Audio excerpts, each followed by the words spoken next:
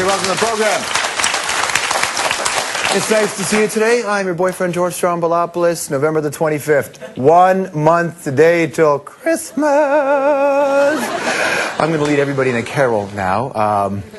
Nobody? 1 month to Christmas. So say goodbye to that last $87.14 of free space left on your credit card, okay? It's all going to be gone. Hell of a program tonight. Our good friend Jason Priestley makes his return to the show. We're excited about that. I get it, you know, for a lot of you out there, you're like, oh my God, Brandon Walsh, oh my God. Listen, I've been a fan of his since before that. I was a fan of Jason's since he guest starred on Airwolf back in 1987. And I looked at my mom and I said, that guy's going to be a star. And my mom looked at me, she goes, yeah, whatever, and like, you're going to be on TV too. When we come back, another Canadian gem, Jason Priestley will be here.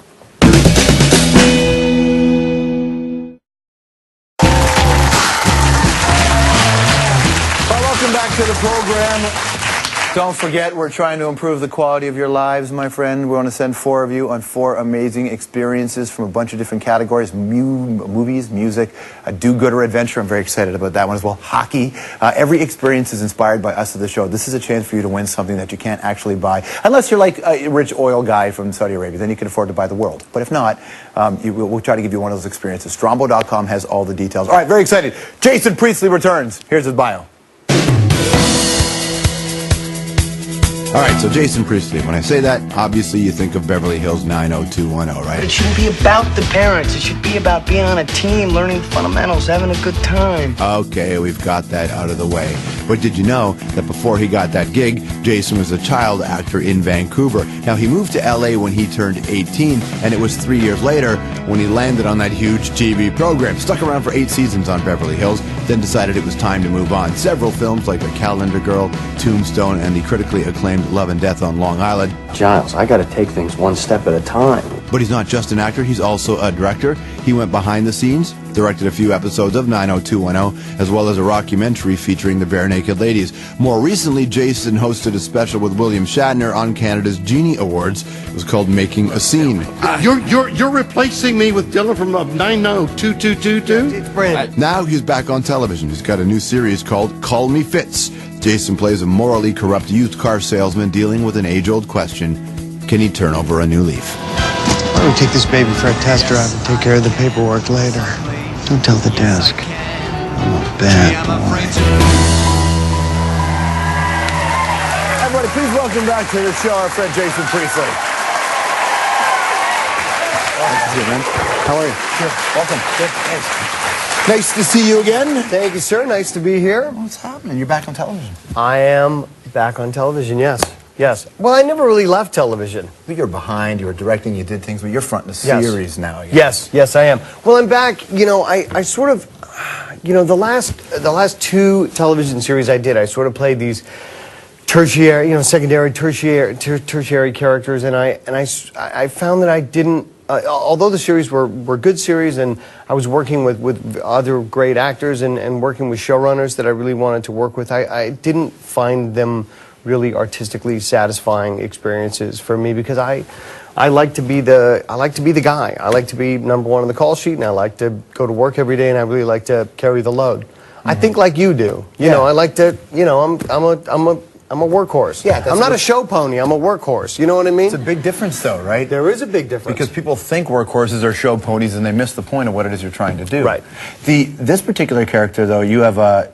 I mean, you get to start with a lot of fun because you get to just play just a raging ass, right, in the beginning. Just a really unlikable character on every level. But then you have to find a way to make him likable. Yeah, well, exactly, and that's the big challenge with Fitz, because Fitz is on the cover. He's a really unlikable guy. But then when you get into the psychology and the pathos of why he is the way he is, you really start to understand. You start to understand him, and you know, when you peel back the layers of the onion, you really start to dissect the individual.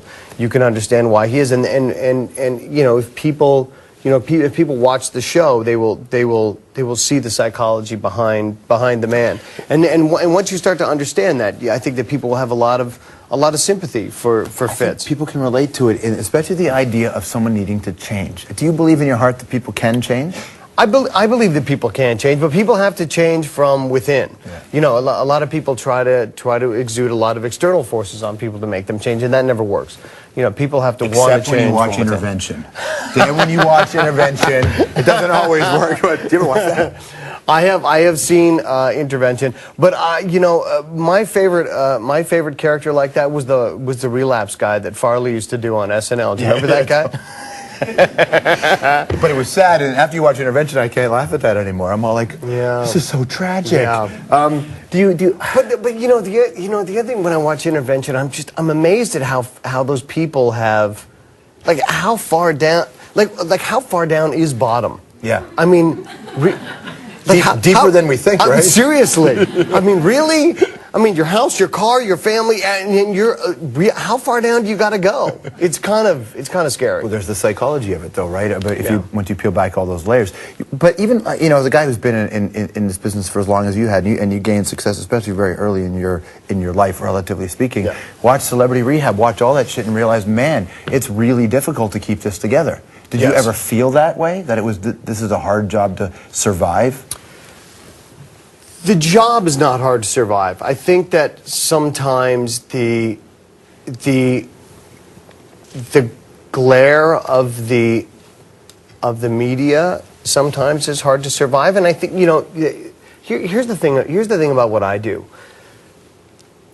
The time that you spend between action and cut is the greatest time that you have, because that's what you go to school for, that's what you train for, and that's what you love, and that's what drives you to become an actor, and that's why you want to do it, and that's what drives you for your entire career. That's what propels you to want to do what you do. Mm-hmm. And somewhere along the lines, if you're good in those moments between action and cut, then you move forward in your career and you become successful, and then with success comes all of these new things and these new people and agents and lawyers and publicists and managers and your career becomes a machine and a marketing machine, and all of a sudden you have people coming at you and wanting to market you and put your name on a perfume bottle and on a line of jeans and cosmetics and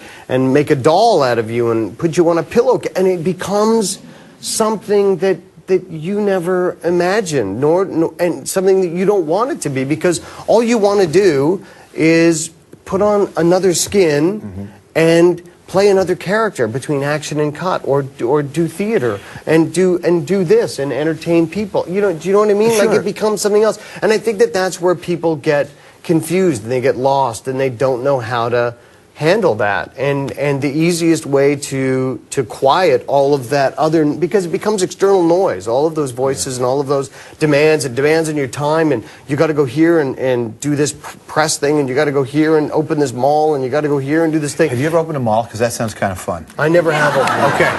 I just was curious, because when you said that, I went, did you ever open a mall? With the scissors? That would be amazing. I have not done that. That's Can one we thing open I a mall? haven't done. Can you and I go open a mall somewhere? Sure. Somebody build a mall. Jason, the driven through school and all that to get to action and cut. Yeah. But what I'm curious is, what do you get in between action and cut? What is it on a human level that you are? Because I know there's lots of reasons why you'd want to get to that, to entertain people. But what are you as a human being getting out of that moment when you're looking at somebody and you've put on a different face? For me, it's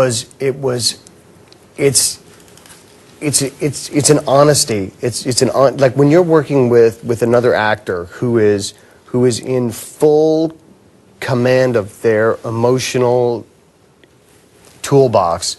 There's even though you're telling a story, a fictional story, and you're telling something that is absolute fiction. There is a truth within the two actors, between the connection between the two actors, that is absolutely palpable. And that, to me, is the magic of what we do as actors. So where does that come from in you, where that's the sort of honesty? Because a lot of people spend most of their life trying to avoid that level of intimacy and honesty. So for you, where do you think that comes from? It comes from a desire to have that sort of connection with people because because that type of connection is so hard to find. And the directing, for as much as you have, make you look at acting differently, the way you do it? I think that directing makes me a better actor and it informs my choices as an actor. But I also think that acting makes me a better director and informs my choices as a director. I think the two of them complement each other very well. Talk to me about directing Luke Perry. What's going on with you and Luke Perry? Well, Luke and I just directed a Western this summer called Good Night for Justice that Luke was the star of.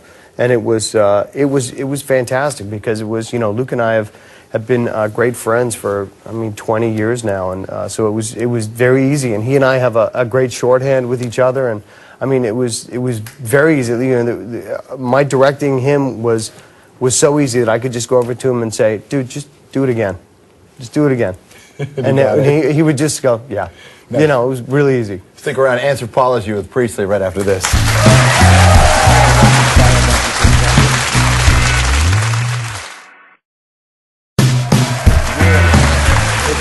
Back here with Jason Priestley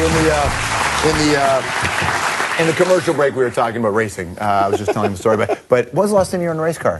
You know, I was doing some Rotax go-kart racing a couple years ago. Actually, I did a big 3-hour endurance race, and I finished 4th. That's pretty good. Yeah. I did it backwards. You know, most people start in karts and then move up to faster cars and stuff. But I started in rally cars, and then started racing road cars and GT cars, and then went to Indy cars, and then came back and started, finished my career in go-karts. It doesn't make any sense. With a horrific crash in the middle. Yeah, that was the last of many crashes, to tell you the truth. But that's racing, right? What's better, open wheel or stock cars? Well, I really enjoyed racing open wheel cars because racing aero cars is a lot of fun. What's your favorite TV show when you were growing up? SWAT. Right. Yeah, Nicely I love done. SWAT. What's a place that people need to go to if they visit Vancouver? You need to go to Vidge's. Nobody talks about that restaurant. Yeah.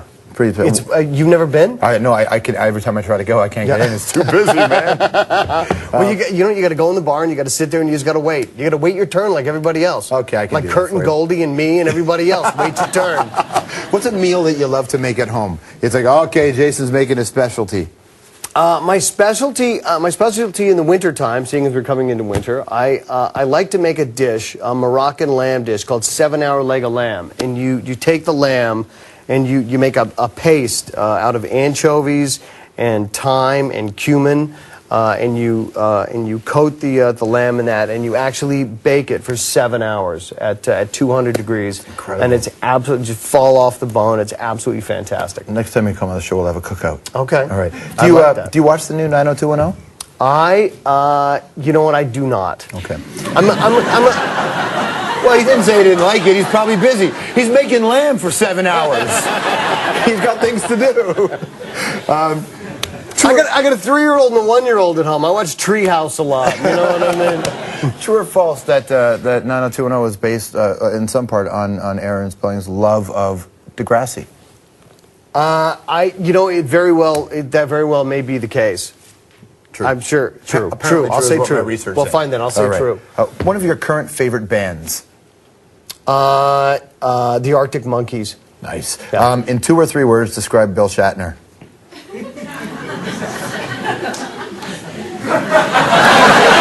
For extra points, describe it as you were William Shatner. Magnanimous. Call Me Pitch. It's on HBO Canada. It's on Sunday nights. You can find it at 8 o'clock. Check it out. Jason Priestley, everybody. Good to see you, man. Nicely done, though. Strombo.com is the website. We'll see you next time.